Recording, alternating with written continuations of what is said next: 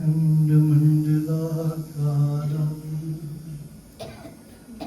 व्याप्तं येन चराचरम् तत्पदं दर्शितं येन तस्मै श्री ध्यानमूलं गुरुर्मूर्ति पूजामूलं परम् मन्त्रमूलं गुरुवाक्यं मोक्षमूलं गुरुकृपा मोक्षमूलं गुरुकृपा।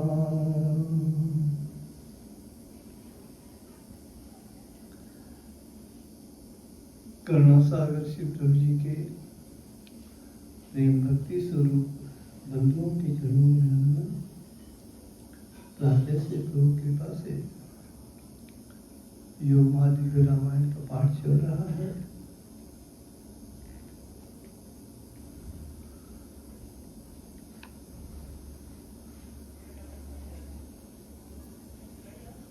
तो हम देखते हैं हम इसमें हमारे लिए क्या ज्ञान मिला है, इस पर विचार करेंगे।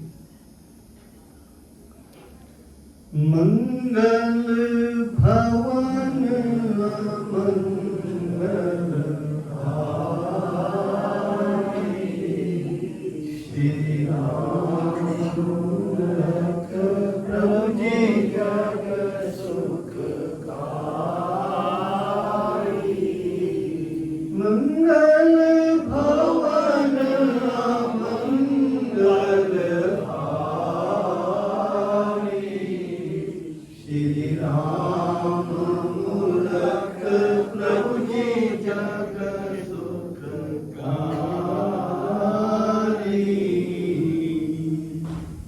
भज मन राम लाल अवतारी भज मन राम चमन सुखकारी भज मन राम लाल अवतारी भज मन राम चमन सुखकारी मंगल भवन मंगल हारी श्री राम मूलक प्रभु जी जग सुखकारी मंगल भवन अमंगल हारी राम मूलक प्रभु जी जग सुखकारी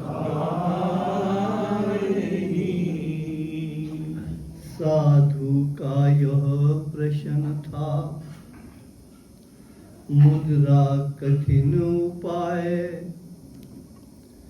चित्त एकाग्र कर निहित जनता क्या कर पाए श्री प्रभु राम लाल जी की जय शरणम श्री सद्गुरुदेव की जय शरणम। स्वामी जी महाराज के पास एक साथ आते हैं तो स्थिरता के लिए योग में मुद्रा होती है और मुद्राएं सीखनी पड़ती है। गुरु के पास जाकर सीखी जाती है। मन स्थिर हो जाता है, चंचल नहीं रहता। साधु कहता है स्वामी महाराज से कि कठिन लग रही है, आसान तरीका ताकि मन चंचल हमारा स्थिर हो। तो स्वामी महाराज फरमा रहे हैं कहा नाथ तुमको बतलाऊं तेरी भ्रांति दूर कर पाऊं। योग हित प्रभु लीन अवतार, जनता पर उनका उपकार। जो जन मुद्रा नहीं कर पाए, उसके लिए है अन्य उपाय। जो क्या बात है भाई, नहीं होती। आप जो कह रहे हैं केचरी मुद्रा है, जबान में डालना पड़ता है। मांडू की मुद्रा है, जो अपनी जो जबान है उसके तल को घुमाया जाता है मांडुकी में, तो थोड़ा समय लगता है अभ्यास में। और नभो मुद्रा है, जबान ऊपर तालू में लग जानी चाहिए, फिर मनुष्य का जाप करते हैं। और भी कुछ मुद्राएं हैं जो आंसुओं में भी होती है, तो करनी मुश्किल होती है। तो असमर्थता व्यक्त की कि महाराज मुश्किल लग रहा है, कहते उसके लिए और उपाय है मन को टिकाने के। सद्गुरु चरणी जब चली आए, सद्गुरु शरणी जब चली आए, सरल रीति से ध्यान लगाए, सरल रीति से ध्यान लगाए। उत्सुकता उस मन उपजाई, उत्सुकता उस मन उपजाई, साधु वाणी तभी कथ पाई, साधु वाणी तभी कथ पाई। हे नाथ वह ध्यान की रीत, हे नाथ वह ध्यान की रीत, हमको भी वो जो प्रतीत, हमको भी वो जो प्रतीत। कर कृपा वह स्पष्ट बताए, कर कृपा वह स्पष्ट बताए, श्रीमुख से अब हम सुन पाए, श्रीमुख से अब हम सुन पाए। कहा नाथ तुम सुन लो भाई, कहा नाथ तुम सुन लो भाई, क्रिया ध्यान की सरल बताई, क्रिया ध्यान की सरल बताई। ध्यान क्रिया ना कठिन है, ध्यान क्रिया ना कठिन है, प्रभु बतलाई खास, गुरु पूर्ण होए शिष्य का, शिष्य चित विश्वास। श्री प्रभु रामलाल जी की मैं शरणम, श्री सतगुरुदेव जी की जय शरणम। स्वामी महाराज कहते हुए ध्यान क्रिया मुश्किल नहीं है, और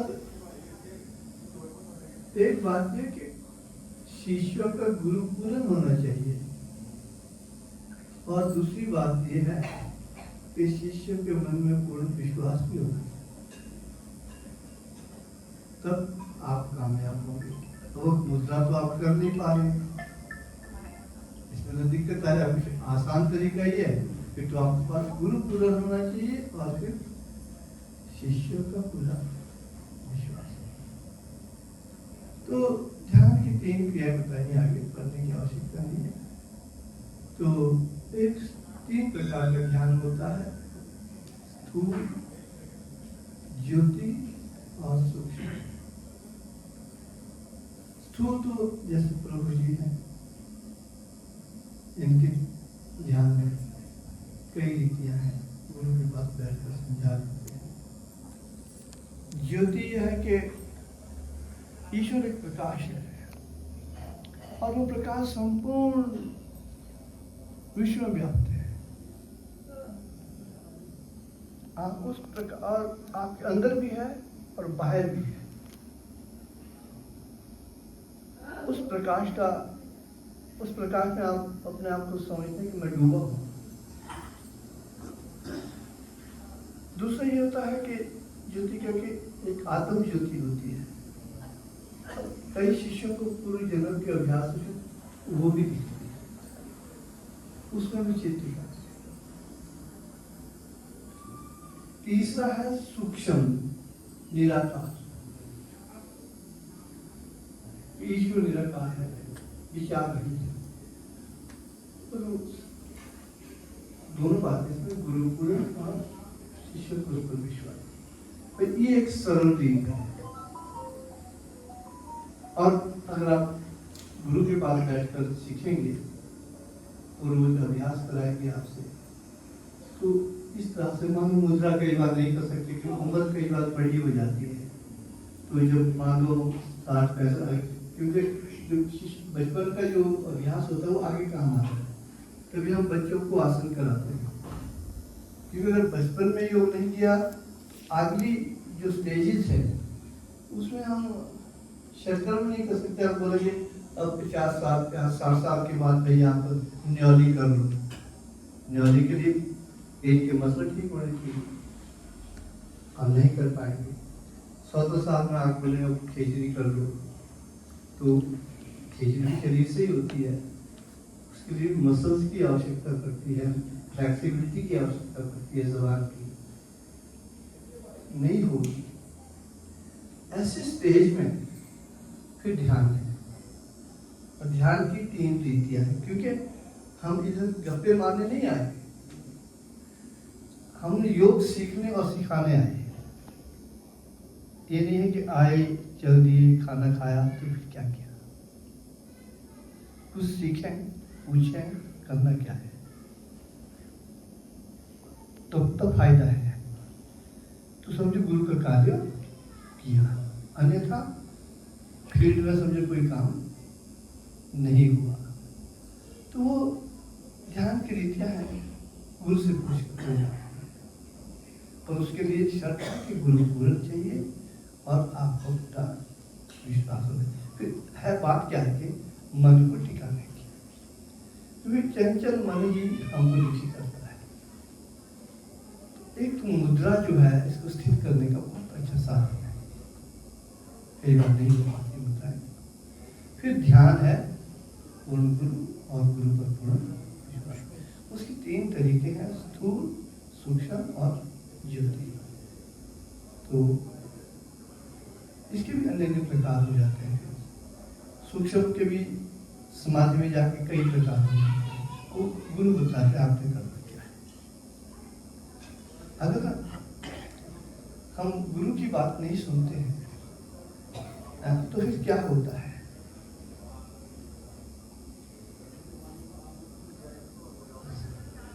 फिर ये होता है कि गुरु की बात सुनते हैं, अगर हम एक पत्थर को भी घर में लाकर पूजना शुरू कर देना तो भगवान बन जाता है। ये है पूर्ण गुरु और उस पर विश्वास। जैसे धन्ना भगत का हो गया, हालांकि उसका गुरु पूर्ण नहीं था, लेकिन विश्वास हो गया। एक भी चीज अगर बन जाती है तो हम कामयाब हो जाते हैं।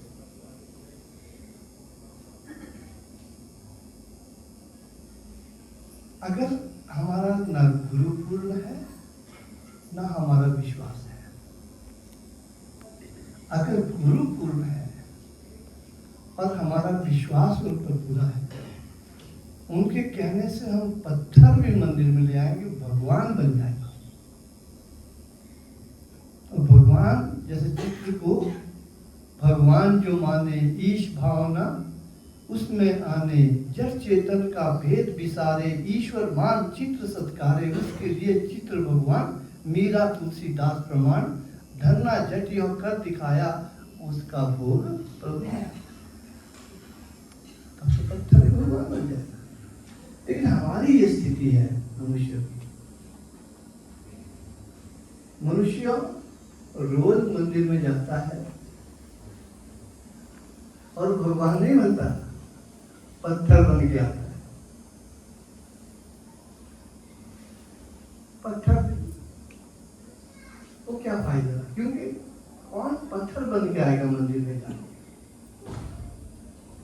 जिसका गुरुकुल नहीं है या फिर विश्वास नहीं,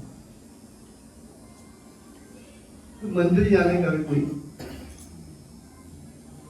ऐसे पत्थर को उठा के मंदिर में रख के वो भगवान बन सकता है। हम रोज मंदिर में जाके पत्थर बन के बाहर आते हैं। ना किसी के प्रति डर, ना किसी के प्रति करुणा, ना कोई दया, क्योंकि एक गुरुकुल नहीं था जहाँ विश्वास नहीं। इसीलिए कि हम पत्थर न बन पाए। सतगुरु आते हैं, पूर्ण गुरु आते हैं, हमारे हृदय में करुणा पैदा हो जाए, प्रेम की भावना हो जाए, विश्व कल्याण की भावनाएं जागृत हो, और वो योग से संभव है। और रामायण की पंक्तियां याद आती है कि प्रभु जी कहते हैं, मेरे प्यारे योग को लीना जब विशाल, तब अमृतसर नगर में लूंगा मैं आता। क्योंकि जो प्यारा योग था जिससे मनुष्य भगवान बन सकता था, जब उसको भूल जाएंगे, कहते तब मैं अमृतसर नगर में। और प्रभु जी आए और हमको उन्होंने सतगुरु दिए, भगवान चरण उन्होंने दिए, और उनके चरणों में एक भजन गाते थे। सुखदेव जी हुआ करते थे, मैं आश्रम में होता था, हाँ सुखदेव जी भजन गाओ, तो सुखदेव जी का बड़ा प्यारा भजन होता था। क्या था वो? प्रभु लाए हैं इस योग को जीवन में ढाल के,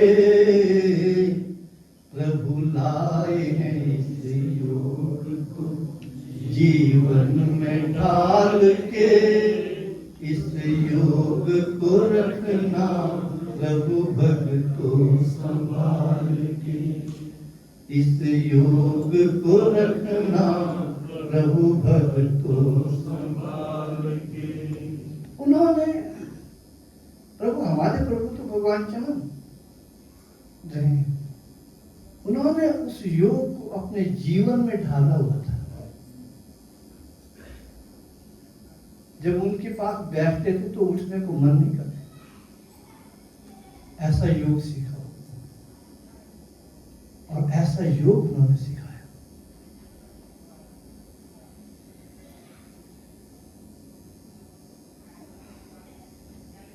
उससे पहले गुरु जी के चरणों में जाने से पहले मेरे जैसे नादान बालक राजनीतिक क्षेत्र में छोटी मोटी सेवाएं करते थे, लेकिन जब उनके पास गया, जो गांव मैंने देखे भी नहीं थे अपने राजनीतिक जीवन में, अपने चुनाव क्षेत्र के, उनमें भी मैं गया। ये कृपा योग के प्रचार के लिए उन्होंने भेजा, मैं जाने वाला नहीं था, ये उनका प्रताप था। ऐसा योग उन्होंने सीखा था और वो कह के गए थे कि प्रभु लाए हैं इस योग को जीवन में ढाल के, इस योग को रखना प्रभु भक्तों संभाल के। तो मुझे याद आती है, मुझे बहुत कृपा हुई, मैंने महसूस की। महाराज का था कि भाई तुम स्कूलों में जाके योग सिखाओ। उन्होंने सबको कहा तो एक रजिस्टर मेंटेन करो और उनके नाम लिखो, किस किस बच्चे को आपने सिखाया, किस किस क्लास के थे, कितने दिन सिखाया। हमने भी एक रजिस्टर मेंटेन किया और फिर मैं एक ऐसे स्कूल में गया योग सिखाने, जबकि जहां मुझे 60 किलोमीटर पैदल गुरु प्रभु जी ले गए और 7 दिन का कैंप उस प्राइमरी स्कूल में लगाया। 60 किलोमीटर पैदल। उसकी एक तरफ चीन है, दूसरी तरफ उत्तराखंड है, तीसरी तरफ किन्नौर है, चौथी तरफ हिमाचल है। और अकेले में वो पंडाल नाम का गांव है, लगभग 11,000 फीट पर तो होगा, क्यों 11,000 फीट पर कम से कम इतना ऊंचाई पर बसा अकेला गांव है। वहां से और कोई गांव नहीं दिखेंगे, कोई इलाका नहीं दिखेगा। हमको देखो वहां भी प्रभु जी ले गए। प्रेरणा देने वाले कौन? भगवान के। उनको देखकर उनके जीवन को देख, वहां जाके कोई 2006 की बात है, एक कमरा लिया, खुद अपने लिए खाना खुद बनाना, सुबह जाके प्राइवेट स्कूल में बच्चों को योग सिखाना, दिन को उनको पढ़ाता था। बच्चे कहते कि नया मास्टर आ गया हमारे। फिर अब वो बच्चे, उनके बच्चे भी हो गए, मुझे मिलते, आप आए थे हमारे स्कूल में, मुझे पहचान लेते हैं कई बार, और नौकरियों में लगे, कोई एजुकेशन में एक लड़का सुपरिटेंडेंट लग गया, मुझे मिला, जनाब आप आए थे, मैंने आपसे सीखा था। तो एक गुरु का कार्य तो फील्ड में वर्क होना चाहिए, फील्ड में वर्क होना चाहिए। अब रोडवास में टिकरी आश्रम में वो ऐसे थे, अच्छी बात को एकदम गुरुजी मान जाते थे।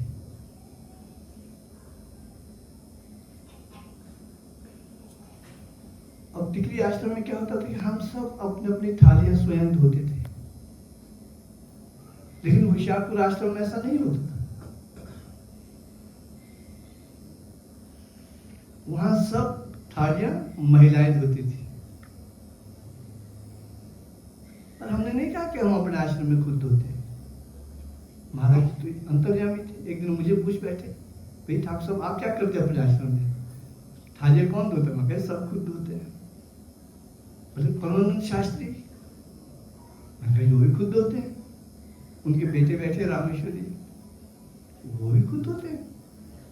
यार मेरे पास माता जी नहीं मानती। वो कहते फिर इन महिलाओं की सेवा क्या रह गई? इनकी सेवा तो भंडे मरने होती है। कहते हैं घर में ही भंडे मरते, कहते आश्रम में ये होने चाहिए कि बस मेरे को ये तर्क देती है माता जी। मैंने महाराज जी गुरुद्वारे में भी तो देखो ना, बस एकदम फिर मानो स्टार्ट हो गया। क्या यहाँ भी ऐसे आप कर्म करो ना, गुरु प्रसन्न होते हैं, आशीर्वाद भी तब मिलेगा। फिर महाराज जी ने क्या कहा कि रोडू में सब खुद होते हैं। मैंने कहा हाँ महाराज खुद होते हैं। तो कहते हैं पहले रोडू वाले बैठेंगे खाना खाने, फिर बाकी बात हमारे कुछ 100, जैसे आज भी 100 आदमी, उसमें 100-150 आदमी साथ होते हैं। तो 2 पंक्तियां पिछले आश्रम की बात है, पहले रोडू वाले बैठेंगे। वो सब देख रहे कि आज तो सारे खुद धो रहे थाली, रोड वालों को तो बोलने की जरूरत ही नहीं थी। सब हमने कहा भाई जो घर में सिस्टम है यहाँ करो। सब देखते थे, बोले क्या करें। अब एक का भगत मेरे पास आया, वो मुझे बोले ठाकुर साहब अब खुद धोनी पड़ेगी। मैंने कहा बोला भाई जी क्या करेंगे? मैं क्यों, क्या हो गया तुम्हारे भाई को? कहते उम्र भर कभी अपनी थाली नहीं धोई इस आदमी ने। बोले इसको तो आती नहीं धोनी, ये क्या करेगा आज? मैंने कहा प्रभु जी जाने क्या करें। कहते इसने तो कभी थाली धोई थी अपनी। तो एक परंपरा अगर आप अच्छी शुरू करते हैं तो गुरु प्रसन्न, ये युग है। और हमारे गुरु ऐसे थे। और एक बार एक वैसा ही दूसरा गांव है, लास्ट जांगलिक नाम है, वो भी लगभग 11,000 फीट की हाइट पर होगा। तो एक रघुवीर सिंह वर्मा शास्त्री जी होते, कहते ठाकुर साहब उस गांव में तो लगाने लगा, शास्त्री सर्दियां हैं नहीं हो पाएगा। हम जैसे गए वहां बर्फ गिर गई, बर्फ में भी हमने योग सिखाया, बर्फ में भी। वहां क्या होता था, जब हम जल नीति करते थे ना, गज कर निकलते थे, मुंह से पानी लिया, नाक से जब बाहर निकालते थे नीचे जम जाता था, इतनी ठंड। देखिए नीचे देख रहे जम रहा है पांव पर, बर्फ बन रही है उसकी।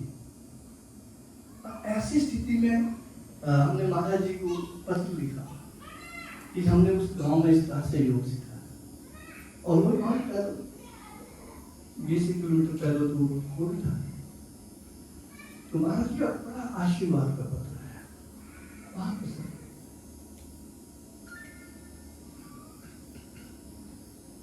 कहने का मतलब है, गुरुद्वारे जाकर कीनी जिस गुरु सेव, उस सेवा के कारण बरद में सब देंगे। एक सेवा है हमारी, सबकी सेवा। और जब गुरु नहीं रहते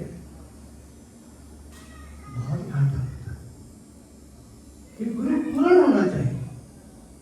हमने कहा 2 बातें, एक तो पूर्ण गुरु या फिर आपका विश्वास। अब जब अभी योग यात्रा का आंकड़ा कहां से आरंभ हुई, अब महाराज जी का जाना हुआ, और हम तो नगरोटा ही जाते थे।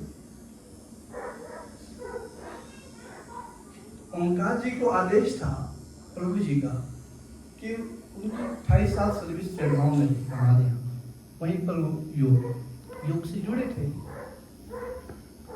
प्रभु जी का आदेश था ध्यान में कि ओंकार तुम यहीं रहोगे रोड में, कांगड़ा नहीं जाओगे। हमने उनसे कहा कि भाई ओंकार जी, जब ऐसी बात है आपको यहीं रहना पड़ेगा, लेकिन आपको पता हमारे गुरु कौन होते हैं? हमारी गुरु होती है हमारी पत्नियां। नहीं मानेगी तो क्या करें, राजहट, बालहट और क्षत्रिय हट, हम मजबूर हो जाते हैं। उनकी धर्मपत्नी ने नहीं जी भाई जी हमको तो जाना ही। फिर वो नहीं माना तो वहां रहे। जब रहे तो उनके हार्ट में पेन शुरू हो गई, अभी मरे या तब मरे। फिर मुझे फोन आया कि मैं तो बीमार हो गया। मैं कही ओंकार जी, मैंने आपको कहा था कि भगवान का हुक्म था, जैसा भी था कि आपको तो यहाँ रहना था, कि अब क्या करूं? मैं कहा महाराज जी के पास जाओ।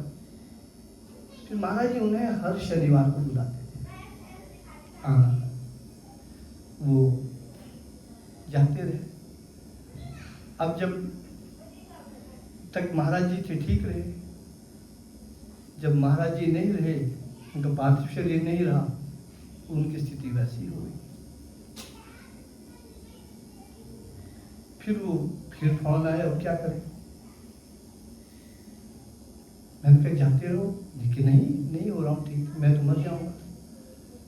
फिर उधर आए, फिर उनको शायद ध्यान में कहा कि आप ऐसा करो कि संगत को बुलाओ लोगों से और कुछ योग का प्रचार करो, शायद कृपा हो जाए। फिर आए दास सभा में रिक्वेस्ट कीजिए आप लोग। फिर ये हम कांगड़ा पहुंचे, ये योग यात्रा कांगड़ा वहां से आरंभ हुई इस तरह से। तो मैंने कहा जाना पड़ेगा भाई, बड़ी लंबी कहानी है, कभी बैठे सुनाई। तो फिर वहाँ शुरू, उसके बाद बेचारे वो ठीक है। अब जाना था हमने यहाँ से रोडू से सीधी फ्लाइट कहाँ, नगरोटा, लेकिन फिर आप लोगों के प्यार ने बीच बीच में हमको खींच लिया। कुछ हमीरपुर वालों ने, कुछ बिलासपुर वालों ने, कुछ पनगाई वालों ने, कुछ सोलन वालों ने, गोपाल जी ने, तो ये एक यात्रा शुरू। लेकिन हुई कब? जब हम कांगड़ा पहुंचे, हम एक किताब पढ़ रहे थे, तो जब हम वहां पहुंचे तब लगा था कि उससे 100 साल पहले प्रभु जी कांगड़ा यात्रा में आए थे, और पूरे 100 साल पूरे होने पर हमारी यात्रा आरंभ हुई। और तब से आरंभ ऐसी हुई कि उसमें कोई विघ्न नहीं आया, हमको आपका प्यार मिलता रहा और योग का प्रचार भी थोड़ा बहुत कुछ ना कुछ होता रहा। वरना लक्की जी और गौतम जी हमारे पास कैसे बैठते और इनसे फिर कैसे मुलाकात अगर प्रचार नहीं होता तो और भी बहुत से ऐसे साधक हैं जिनको प्रभु का प्रेम मिला, प्रचार बढ़ा। लेकिन हम फिर भी हम क्या करें, हम अपने से संतुष्ट नहीं हैं, हम फिर भी कुछ नहीं कर पा रहे हैं। उनके ज़माने में जब हम लीडर कला जाते थे, क्या रौनक होती थी, क्या रौनक होती थी, क्या लगन होती थी, क्या मस्ती होती थी। जब से महाराज जी का पार्थिव शरीर नहीं रहा, पता नहीं हम कभी लीडर कला नहीं जा सके, ना उन भक्तों को कभी हमने आश्रम में देखा।